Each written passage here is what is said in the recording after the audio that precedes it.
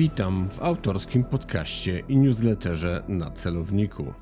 Co najmniej raz w tygodniu usłyszycie Państwo w podcaście, a 2 razy w tygodniu przeczytacie w newsletterze rozważania na temat bezpieczeństwa i jego zagrożeń, ze szczególnym uwzględnieniem terroryzmu oraz służb specjalnych. Bezpośrednio na Wasze skrzynki e-mail trafi przegląd mediów wraz z autorskim komentarzem. Zapraszam do stałego obserwowania podcastu oraz subskrybowania newslettera. Kieruj się w stronę podcastu na celowniku. Przy mikrofonie Artur Dubiel, Uniwersytet WSB Merito. Dzisiaj moim Państwa gościem w podcaście na celowniku jest podpułkownik Krzysztof Przepiórka. Czołem, dzień dobry Panie Pułkowniku. Witam, czołem. Podpułkownik Krzysztof Przepiórka. Oficer, były żołnierz jednostki wojskowej GROM, prezes Fundacji Byłych Żołnierzy Jednostek Specjalnych GROM, dzisiaj dyrektor w firmie Spec Audit, współautor książki Szturman. Panie pułkowniku, my w podcaście na celowniku spotykamy się od czasu do czasu z tymi już byłymi, nie tylko specjalsami, ale też mundurowymi. Rozmawiamy dużo o pomysłach na siebie, co robić potem, kiedy jesteśmy już w cywilu. U pana pułkownika parę tych już lat jak najbardziej minęło, ale pan pułkownik jest aktywny i ja w jednym z wywiadów przeczytałem, że pułapką jest wpadnięcie w taką nicość, czyli odchodzimy do cywila, nic się nie dzieje. Czy ta nicość faktycznie tak potrafi zabić? Jak pan pułkownik na to patrzy? No, zabić to może grube słowo, ale rzeczywiście tak jest. Jeżeli nie znajdziemy dla siebie takiej drogi już w cywilu, może to się skończyć niedobrze. Szczególnie dla tych, którzy przez całe swoje życie zawodowe, wojskowe czy w innych służbach mundurowych mieli tą taką codzienną dawkę adrenaliny. To jest taki fajny, naturalny narkotyk. I jeżeli tego narkotyku nie dostaną po przejściu na cywilną erę działań wojennych, tak bym to nazwał, no to dla niektórych kończy się to niedobrze, tak? Potrzebujemy tego, dlatego dobrze jest znaleźć sobie coś takiego, co by dawało ciąg tego, co się robiło wcześniej. Panie pułkowniku, ja często powtarzam, nie wiem, może ma pan inne zdanie, ale podpowiadam kolegom zawsze, aby tą swoją drugą karierę, jak to nazwał jeden z moich kolegów, zaplanowali odpowiednio wcześniej, aby do tego momentu przejścia do cywila właściwie się przygotowali, żeby to właśnie nie był taki szok, że nagle znajduje się w nowej rzeczywistości, inne trochę problemy, inne trochę życie codzienne, bo umówmy się, wśród mundurowych, a zwłaszcza wśród specjalców, zarówno i tych takich typu policyjnego, jak i typowo wojskowych, no to tak jak pan powiedział, to jest ta adrenalina, ten naturalny narkotyk, trochę inne jakby funkcjonowanie codzienne, a tutaj znajdujemy się w innej rzeczywistości. Pan też swoich młodszych kolegów namawia do tego, aby odpowiednio się do tego przygotować? Czy wystarczy, że jest się naprawdę specjalistą, ekspertem w tym, co się robi? Bo z jednej strony takim, nie chcę nikogo obrażać, tak, bo nie o to chodzi, ale powiedzmy policjantowi może być trochę łatwiej się odnaleźć w życiu cywilnym, ale komuś, kto wąsko, ale głęboko się specjalizuje, tak jak specjalsi, niektórym może się wydawać, że to, czego się nauczył przez te wszystkie lata, niespecjalnie się to wszystko razem z nim odnajdzie w cywilu i może sobie nie poradzić, co może w pewien sposób też prowadzić do jakiejś frustracji, depresji i tym podobnych rzeczy. Depresja raczej nie, frustracja tak.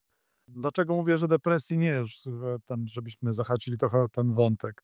Chodzi o to, że proces selekcyjny takiego doboru kadr do specjalistów jest bardzo, bardzo rozbudowany i ja nie znam wśród moich kolegów, którzy służyli w jednostkach specjalnych, czy to GROM, Formosa, jednostka wojskowa komandosów, żeby mieli problemy właśnie na przykład ze stresem, zespołem stresu pourazowego i tak dalej, i tak dalej. Więc myślę, że tutaj nie. Natomiast frustracja tak, bo ma się umiejętności, jest się sprawnym i nie można znaleźć sobie swojego miejsca w świecie cywilnym. Często tak bywa. Nie wyobrażam sobie, nie znam takich ludzi, którzy po wyjściu z tak wysokiej, jak pan to powiedział, głębokiej specjalizacji byli gdzieś tam ochroniarzami, nie ujmując nic pracownikom ochrony, broń Boże. Natomiast jest problem, myślę, problem jest wykorzystania tych umiejętności w naszym kraju. Nie ma takich rozwiązań systemowych, które by pozwalały zatrudnić takiego specjalisty na stanowiskach, które odpowiadają za bezpieczeństwo, na przykład czy w spółkach Skarbu Państwa, czy w jakichś innych jednostkach organizacyjnych, które są na przykład w infrastrukturze krytycznej. My się po prostu na tym znamy, wiemy jak to robić, wiemy gdzie są słabe punkty. Ja sam w tej chwili jestem w trakcie kilku audytów związanych z bezpieczeństwem, czy zabezpieczeniem technicznym obiektu, funkcjonowaniem ochrony fizycznej i tak dalej, i tak dalej. To jest niezwykle ważne, dlatego że często kierownicy tego typu jednostek, no jak gdyby cedują odpowiedzialność na zewnętrzne firmy, no, czy ochroniarskie, czy jakieś inne, a nie ma świadomości takiej, że to jest wielka odpowiedzialność nie tylko za ten zakład pracy, ale również za ludzi, którzy są tam zatrudnieni. I myślę, że jakby tam byli umocowani nasi koledzy, chociaż muszę powiedzieć, że w ostatnim okresie czasu coraz więcej moich kolegów jest właśnie tak gdzieś zagospodarowywana. To jest dobry symptom tego, no ale nie, oczywiście nie dla wszystkich starcza miejsca. Ale panie pułkowniku, no, weszliśmy w zagadnienie systemu, strategii, co też bardzo często poruszam w podcaście. Niestety zazwyczaj w pewien sposób negatywny, że chyba u nas trochę tego właśnie podejścia brakuje i śmiem twierdzić, że większość wspomnianych kolegów to znajduje sobie tę pracę, bo sami się o to starają, a brakuje nam rozwiązań, może trochę na wzór amerykański, chociaż jestem całkowitym przeciwnikiem zawsze kalek 1:1, ale żeby jednak gospodarować osoby, które wychodzą na ten rynek cywilny z bardzo specyficznymi umiejętnościami. Bo możemy zacząć od dość delikatnych typu drony, tak, które dzisiaj no, zyskują kolosalne znaczenie na rynku zarówno wojskowym, jak i cywilnym, ale też jeśli chodzi o materiały wybuchowe, obsługę bardzo specjalistycznego sprzętu, czy mówiąc wprost, nie mają oporów w szczeleniu do człowieka. To nie jest też przecież naturalna, że tak się wyrażę, no nie chcę powiedzieć, że umiejętność, bo to nie jest najlepsze słowo. No chyba tu mamy, delikatnie mówiąc mamy tu pewien problem i chyba powinniśmy dążyć do jakichś właśnie systemowych, no prawnie uregulowanych najlepiej rozwiązań, żeby z jednej strony pomóc tym ludziom, aby dalej ich dobrze wykorzystać, a z drugiej, żeby za przeproszeniem nikt się z tej smyczy też nie zerwał i idąc za pieniędzmi nie poszedł w złym kierunku. Nie znam takich ludzi, którzy poszli w złym kierunku, ale tak ten brak rozwiązań systemowych rzeczywiście jest problemem. Uważam, że Polska to bardzo bogaty kraj. No, gdzieś tam w wyszkolenie takiego specjalsa wyłożyła mnóstwo kasy i ja jako na przykład dobry gospodarz chciałbym tą kasę odzyskać, tak? Jeżeli inwestuję w twoje wyszkolenie, wyposażenie, to po odejściu ze służby, no, brutalnie rzecz ujmując, zwróć mi tą kasę, którą w ciebie włożyłem, tak? I myślę, że jakby to jest dość prosty schemat, ale jeżeli to by zaczęło funkcjonować, to nie byłoby problemu z zagospodarowaniem wysokiej klasy specjalistów i myślę, że te rozwiązania wcześniej czy później one do nas przyjdą. Już jest parę takich symptomów, że to idzie w dobrym kierunku, ale trochę leniwie. Myślę, żeby, no wiadomo, każda grupa zawodowa chce mieć szybko, od razu, no ale to już trochę ciągnie. Przecież GROM powstał 33 lata temu. To samo, no już więcej, Boże, więcej. Niedługo minie 35 lat od powstania GROM-u. 34, przepraszam bardzo. Przepraszam, wiek. Piękny, tak. I poszczególne jednostki, czy to JWK, czy AGAT, NIL, Formosa przecież też zacna jednostka. Cały w ogóle komponent sił specjalnych. No tam są ludzie wysoce wyselekcjonowani, takie brzydkie słowo powiem, w tym dobrym tego słowa znaczeniu. I oni są gotowi do działań, oni są zdeterminowani, dobrze zmotywowani, świetnie wyszkoleni, więc tylko brać. szanowni państwo, to jak słyszycie nas, to bierzcie nas pod swoją opiekę, a zapewniam, że to się zwróci w dwójnasób. Panie pułkowniku, bo mamy pewnego rodzaju, bym powiedział, nawet paradoks, bo no mamy takie, a nie inne uwarunkowania polityczne, organizacyjne, strukturalne od lat, tak? I no zawsze się mówiło, że tak naprawdę najlepszym tym kapitałem u nas to jest ten kapitał ludzki, bo jesteśmy pozytywnie rzecz ujmując zawzięci i do tego no mistrzami no pewnej improwizacji, bo niestety warunki nie zawsze nam sprzyjają w organizacji pewnych rzeczy, a zadania na dół spadają na ten poziom no taktyczny tak naprawdę, tak? I kiedyś któryś z generałów miał powiedzieć, amerykańskich czy brytyjskich, że Polakom to najlepiej za dużo pieniędzy tak naprawdę do końca nie dać, bo przez tą ich właśnie pozytywną zawziętość mogliby być bardzo silną armią. Nie tylko miał na myśli wojska specjalne. No też tak chyba nie do końca powinno to wyglądać i no chciałbym w pewien sposób właśnie podkreślić, bo pan pułkownik jak najbardziej chwali swoich i obecnych i byłych kolegów, ale no chyba trzeba to trochę przemycić do takiej, nazwijmy to, opinii publicznej. Dobrze, że pan to poruszył. My niestety mamy problem z komunikacją między rządzącymi a społeczeństwem.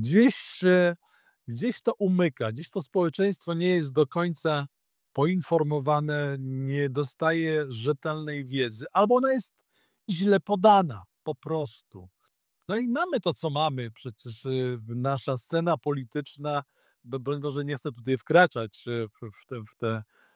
w te meandry naszego życia politycznego, ale to widać gołym okiem, tak? Że gdzieś tam ci ludzie, są grupy społeczne, które są zaimpregnowane, tak ujmę to, na wiedzę, zupełnie nie docierają do tej grupy żadne argumenty. Druga grupa jest znowu sfrustrowana tym, co się dzieje i mamy tą polaryzację, a wynika to właśnie ze źle podanej informacji, takiej, gdzie propaganda zwycięża, taka prosta, tępa propaganda zwycięża nad racjonalną informacją, racjonalnym przekazem treści informacyjnej. Także myślę, że tutaj tkwi problem. I to, co pan poruszył odnośnie tak naszych słowa generała, że naszym żołnierzom nie trzeba dać dużo kasy, bo oni będą silną armią. Ja myślę, że ja to traktuję jako komplement, bo rzeczywiście ta zdolność improwizacji, ja to obserwowałem przez całą swoją drogę zawodową, wojskową. Nasza ta właśnie umiejętność przewidywania, ta zdolność improwizacji powoduje, że rzeczywiście my tam potrafimy wykrzesać nawet z niczego coś, co daje większe możliwości działania i oddziaływania. Panie pułkowniku, a pan tak nie wiem, czy świadomie, czy mniej świadomie, ale jednak poruszył właśnie ten problem komunikacji strategicznej, właściwie i strategii komunikacyjnej też. I ja to często odnoszę również do pewnej popkultury, bo Brytyjczycy mają swojego Bonda, mają Amerykanie też swojego odpowiednika, Francuzi też wypuścili i filmy, u nas wychodzą książki, pojawiają się pierwsze filmy. Były osoby, czy raczej emeryci zazwyczaj, po najróżniejszych służbach też wychodzą z książkami, tak? I dobrze. I ja to zestawię, zderzę, ktoś by mógł powiedzieć, że nie ta skala, nie ten poziom. Żeby była jasność, TTV mnie tutaj nie sponsoruje, ale jednak udział pana pułkownika w programie Nasi w mundurach. Można powiedzieć, że program troszeczkę rozrywkowy, luźniejszy w formie. Oczywiście pokazuje niuanse, by nie powiedzieć niuansiki tego, co jest w służbie tak naprawdę. Ale jednak pokazuje przecież, czy pana pułkownika, pana majora, chłopaków, instruktorów i innych, no jakby nie patrzeć w pozytywnym świetle. Mimo że i w konkurencyjnych stacjach też się zaczęły pojawiać podobne programy, wydaje mi się, że w popkulturze tego naszego kapitału, a de facto potencjału tak naprawdę dalej jest i tak za mało. No tak, bo myśmy proszę zwrócić uwagę, że przez te lata, kiedy żyjemy w tej nowej rzeczywistości, myśmy tak do końca nie zbudowali takiego właśnie tego dobra narodowego. No bo kto kiedyś był? Był Jan Paweł II, był naszym dobrem narodowym, takim ogólnonarodowym. Była jednostka GROM, Powiem i to mówię to bez żadnego przekąsu. Był Adam Małysz, później Stoch, no i kto jeszcze? Także my rzeczywiście potrzebujemy tego typu dobra narodowego, takiego naszego, takiej naszej marki, którą się możemy pochwalić. No, oczywiście jakby dać komukolwiek, przeciętnej osobie, wymienić takie markę polską, która jest znana na całym świecie. No to szczerze mówiąc, gdziekolwiek by się nie pojechało, poza prezydentem Wałęsą, poza Janem Pawłem II, poza jednostką GROM, teraz już to poza naszymi siłami specjalnymi, które rzeczywiście są na topie światowym, no i sportowcy, no to mówię, to Małysz, Iga Świątek. I to wszystko, co my mamy. Wszystko tym, czym się możemy pochwalić. Uważam, że jak na taki kraj ludzi kreatywnych, z wielką inicjatywą, ludzi mądrych, wykształconych, to trochę mało tej marki jest. No nie umiemy się jakoś tam dobrze sprzedać, nie umiem sobie tego wytłumaczyć. Panie pułkowniku, ale to tak naprawdę miał być wstęp do kolejnego pytania, bo coraz częściej obserwujemy, że no zwłaszcza nasi sąsiedzi, przyjaciele ze wschodu stosują miks różnych metod i środków, które wcześniej raczej nie były dokonywane, czy nie były realizowane, a przynajmniej nie w takiej skali.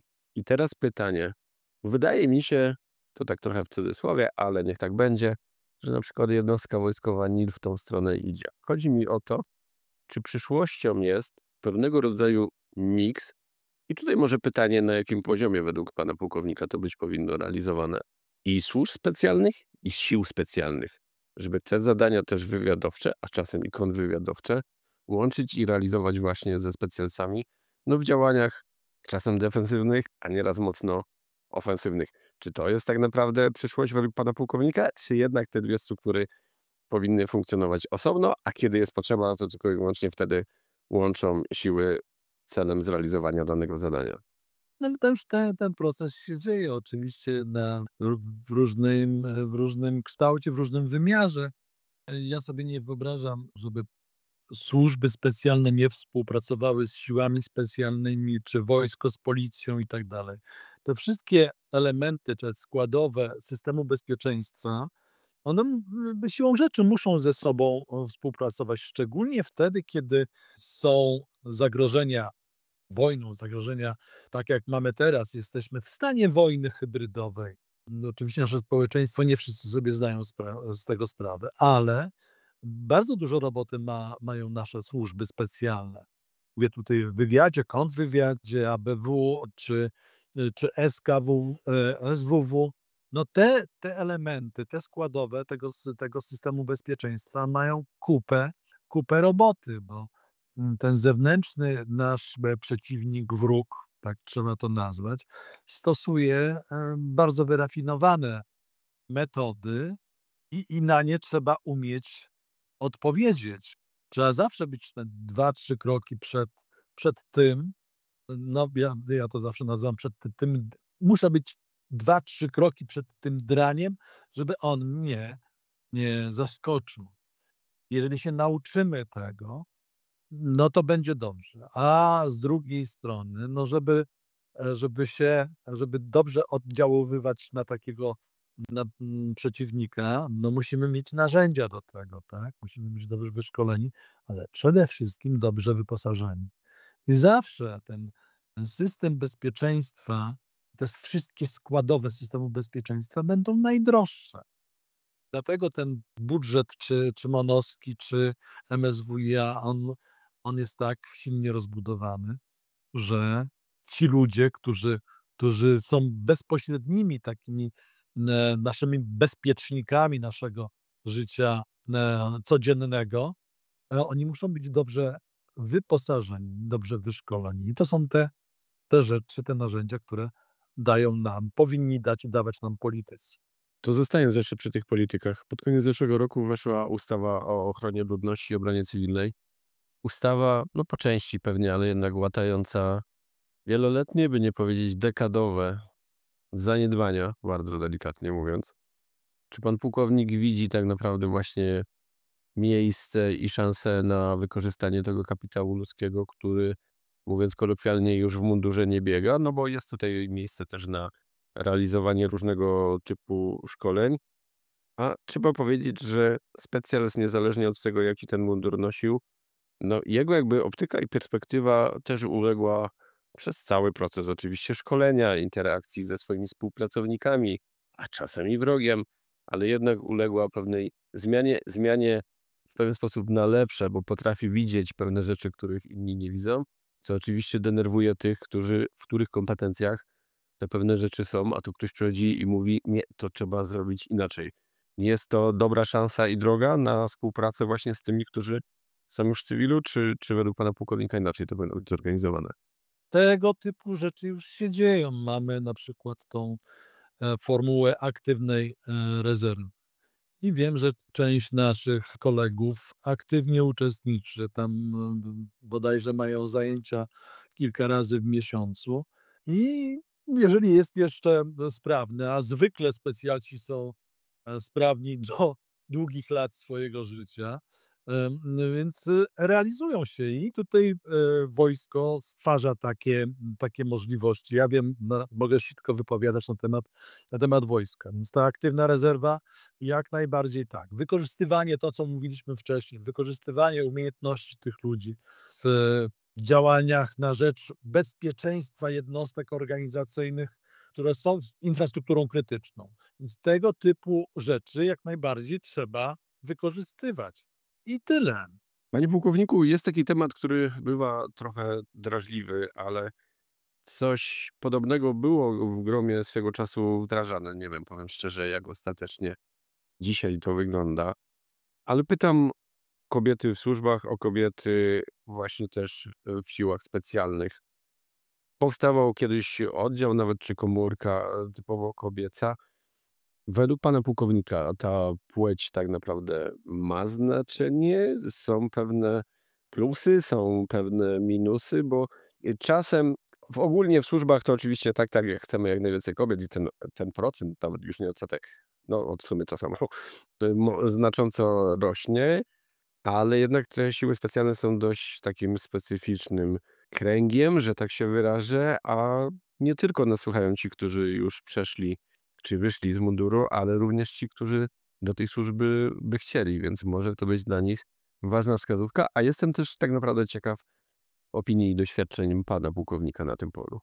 Na początku tworzenia gromów było kilka kobiet. Ja uważam, że kobiety jak najbardziej tak, w siłach specjalnych, bardziej w służbach specjalnych, bo w wywiadzie, kontrwywiadzie, wojskowych służbach, czyli służba kontrwywiadu wojskowego, wywiadu wojskowego, tego typu instytucje, tego typu służby, kobiety są fantastycznie się sprawdzają. Kobiety posiadają te cechy, które warunkują właściwe wykonanie zadania w służbach specjalnych. One są dokładniejsze od nas, one są bardziej zdyscyplinowane, jeżeli chodzi o wykonywanie tego typu zadań. Poza tym usypiają czujność facetów. To jest chyba najlepsza Śmiech do prawdy. cecha kobiet, tym nas w całym życiu naszym zniewalają tym usypianiem naszej czujności. Więc jak najbardziej tak, a mówiąc poważnie, uważam, że tak, kobiety tak, ale nie na wszystkich stanowiskach. Na przykład w czołgu nie polecam służyć, to jest bardzo ciężka służba, chociaż tam wojsko nie ma płci, ale jeżeli chodzi o tego typu rodzaje sił zbrojnych, to raczej nie polecam. Świetnie nadają się na pilotów. Dziewczyny po prostu radzą sobie znakomicie. Mogą być znakomitymi paramedykami, znakomitymi strzelcami wyborowymi, snajperami. Więc tych elementów, gdzie mogą brać udział kobiety, jest bardzo dużo i każda, jeżeli będzie miała tylko właśnie taką determinację do tego, że chce zostać żołnierzem, chce zostać w służbach specjalnych, znajdzie dla siebie miejsce. Tutaj jeszcze jest apel do facetów. My niestety, i to obserwuję, bo w rozmowie z niektórymi koleżankami młodszymi, jak się rozmawia, no nie zawsze te umiejętności są wykorzystywane. Często no my byliśmy tam 3 dekady, które dzielą nas od nowej rzeczywistości. Poprzedni przed 89 rokiem kobiet było, no można było policzyć na palcach jednej ręki, tak? Czy w siłach specjalnych. Ja nie przypominam sobie, żeby w mojej jednostce, a służyłem wtedy w 1. batalionie szturmowym, który teraz jest jednostką wojskową komandosów, żeby była jakaś kobieta. No nie było kobiet. I nie przypominam sobie, że czy w 56. kompanii, 62., żeby były jakieś kobiety. Nie. To był niewykorzystany potencjał. Natomiast nasza mentalność, czy mówię tutaj o facetach, nasza mentalność mało się zmieniła. My dalej jesteśmy tam, byliśmy wychowani w tym patriarchacie rodzinnym, dość konserwatywnym i rola kobiety no, miała swoje miejsce w naszym życiu. I tutaj myślę, że im szybciej faceci dojdą do wniosku, że kobieta jest równie ważnym takim elementem, też przepraszam kobietę za ten element, ale taką składową sił zbrojnych, im szybciej dojdą do wniosku, mówię tutaj o facetach, o mężczyznach, tym lepiej te umiejętności, te cechy kobiety będą wykorzystane. I ja jestem gorącym zwolennikiem uczestnictwa kobiet właśnie w tym takim procesie szkoleniowym, czy w wojsku, czy w policji, czy w siłach specjalnych, no i wykonywania zadań, bo często są lepsze od nas. A poza tym taka krótka historia, byłem kiedyś w Syrii, byłem na wzgórzach Golan i zawieziono nas na taką wycieczkę do Damaszku. Wracając z tej wycieczki, Izraelczyk pokazał nam szlak bojowy izraelskiego batalionu saperów. Po rezolucji ONZ, jak się wojska izraelskie miały wycofać spod Damaszku z powrotem na wzgórze Golan, one zostawiały spaloną ziemię. Więc jak się kobieta nakręci, to jest lawina nie do powstrzymania. Panowie, bójcie się kobiet. No, nie ma co żartować. No, wspomnijmy chociażby też i Czarne Wdowy i ich aktywność i możliwości.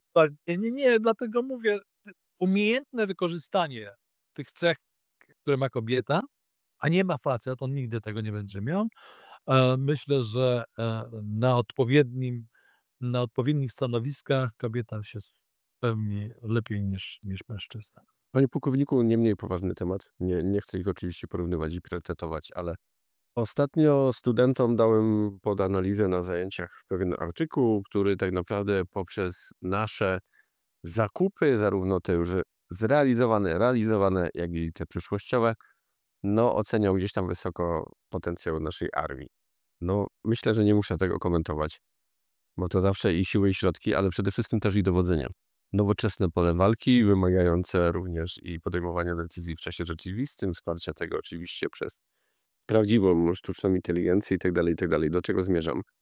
Chciałem zapytać, czy według pana pułkownika, nie wiem jaki kierunek pan pułkownik obierze, może wyjść od sił specjalnych, może wyjść od całości systemu i dowodzenia tak naprawdę naszym wojskiem.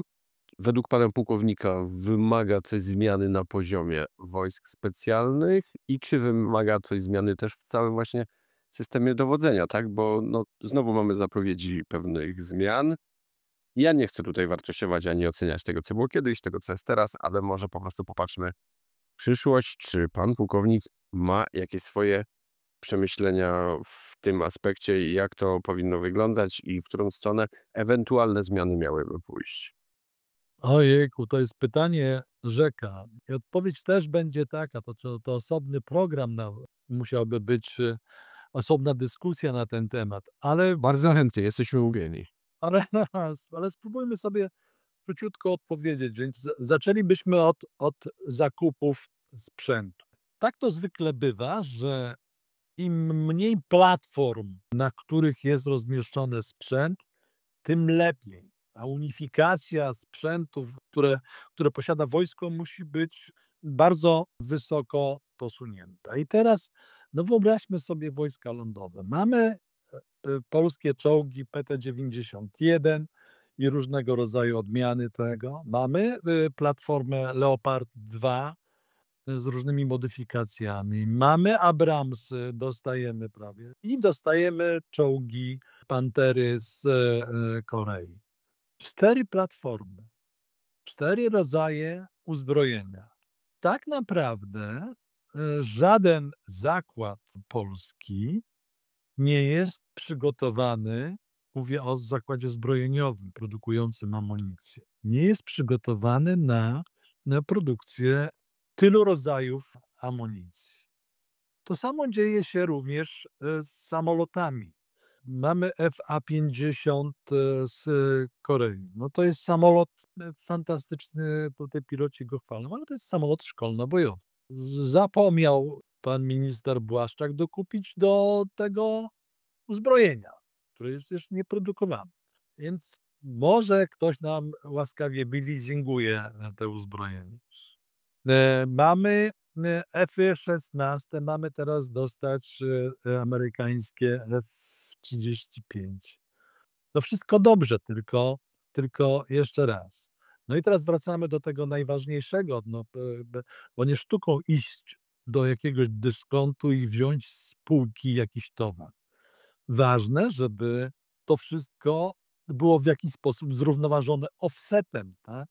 My nie mamy podpisanego żadnego offsetu.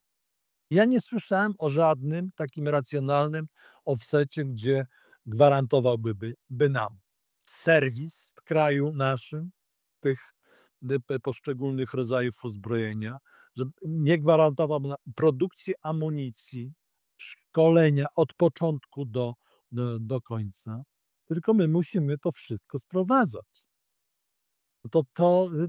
Tutaj się kłóci, że to żadna gospodarka nie wytrzyma takiego obciążenia. Tak? Jeżeli nie ma zaplecza logistycznego na takie ilości uzbrojenia i na tyle platform, to ja jako żołnierz, mnie by trudno było, ja tutaj się wcale nie zazdroszczę naszym logistykom, którzy muszą główkować, jak to wszystko dograć, bo żołnierz pójdzie walczyć, żołnierz jest zmotywowany, pójdzie walczyć, natomiast będzie walczył do momentu takiego, gdzie będzie miał amunicję, gdzie będzie ten sprzęt sprawny i tak dalej. A jeżeli czegoś zabraknie, to i ten żołnierz rozłoży ręce, bo nie będzie miał czym walczyć.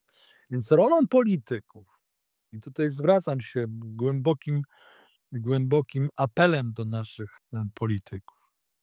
Otóż, szanowni państwo, jeżeli się bierzecie za kierowanie jakimkolwiek resortem związanym z bezpieczeństwem, to trzeba się głęboko zastanowić. Waszą rolą jest zapewnić jak najdłużej trwający pokój, ale jeżeli już przyjdzie to najgorsze, to wszystkimi sposobami nie doprowadzać do eskalacji konfliktu. Ale jeżeli dojdzie do tego, to macie dać narzędzia żołnierzom do prowadzenia walki, czyli dobre wyposażenie, dobre wyszkolenie i zaplecze logistyczne. Bez tego się po prostu nie da prowadzić działań bojowych. I tyle. I to są te najważniejsze rzeczy w tym pytaniu, które pan był uprzejmy mi zadać. Tak mogę na nie odpowiedzieć. Analizując wszystkie te rzeczy, które człowiek obserwuje, bo już nie jestem czynnym żołnierzem, ale jestem bardzo aktywny w obserwowaniu tego, co się dzieje wokół nas, a szczególnie jeżeli chodzi właśnie o te aspekty bezpieczeństwa. Nie ukrywajmy, mądrość przychodzi też z wiekiem. Ale chciałbym rozbudować lekko te pytanie. Panie pułkowniku, patrząc na wielosektorowe, wielodomenowe, nowoczesne pole walki, Czy my dzisiaj jesteśmy tak naprawdę na to przygotowani? Czy jesteśmy niestety zdani trochę na łaskę na to?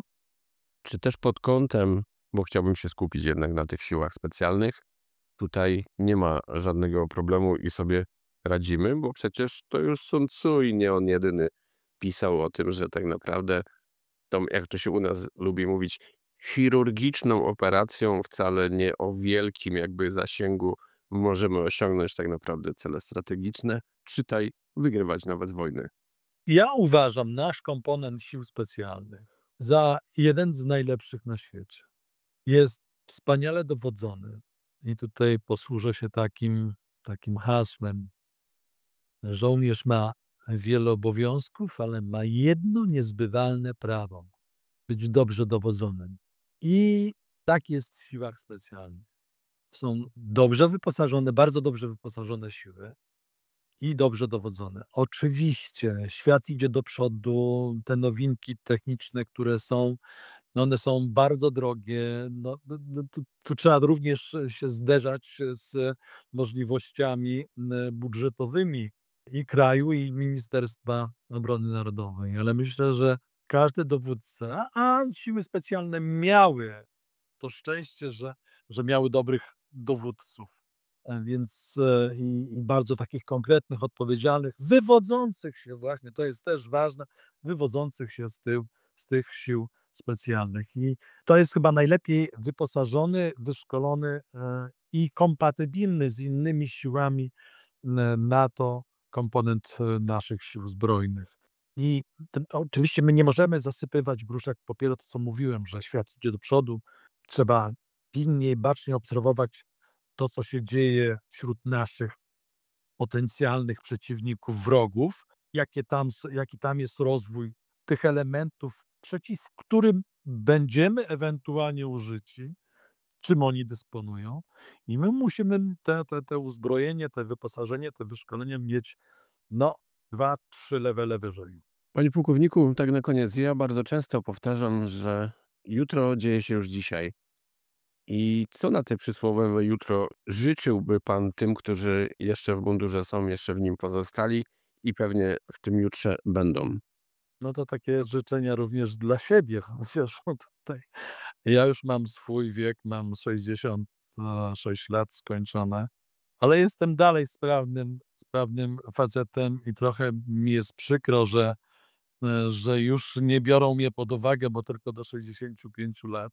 Także apeluję do polityków, kochani drodzy rządzący nami, zwróćcie uwagę na tych, którzy są jeszcze sprawni i chcieliby coś zrobić.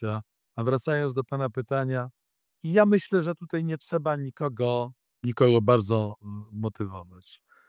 Nawet jak się odejdzie ze służby, to dalej się jest w kursie dzieła i myślę, że na nas zawsze można liczyć, bo na czynnych żołnierzy, a możemy liczyć bezwzględnie i o każdej porze dnia i nocy. Na nas też. Myślę, że możemy to podsumować takim słowem, zdaniem, że życzymy każdemu dużo zdrowia i zdrowego umysłu. Tak, to jest ważne. Myślę, że żołnierze to mają. Tutaj bym polityką, te ostatnie życzenia to dla polityków. Zdrowia i umysłu, zdrowego podejścia analitycznego. I jeszcze mam takie jedno przesłanie. Szanowni politycy, słuchajcie, co się do was mówi, ale również i słyszcie, co się do was mówi. Bo często mam wrażenie, że oni słuchają, a nie słyszą, co się do nich gada. I z tym przesłaniem zostawmy naszych słuchaczy, również tych, którzy w tej przysłowiowej Warszawie nas słuchają, a wiemy, że słuchają. Dzisiaj moim Państwa gościem w podcaście Na Celowniku był podpułkownik Krzysztof Przepiórka, emerytowany oficer jednostki wojskowej GROM. Panie pułkowniku, bardzo serdecznie dziękuję za dzisiejszą rozmowę. Czołem i pozdrawiam wszystkich słuchaczy, pana redaktora również. Bywajcie zdrowi, bywajcie bezpieczni. Kieruj się w stronę podcastu Na Celowniku. Wszystkie odcinki podcastu Na Celowniku dostępne są w ponad 20 największych platformach podcastowych, a także w serwisie YouTube. Zapraszam także do subskrybowania newslettera Na Celowniku pod adresem www.nacelowniku.com. Jeśli doceniasz podcast i newsletter na celowniku, zapraszam do wspierania w serwisie Patronite pod adresem patronite.pl/na celowniku.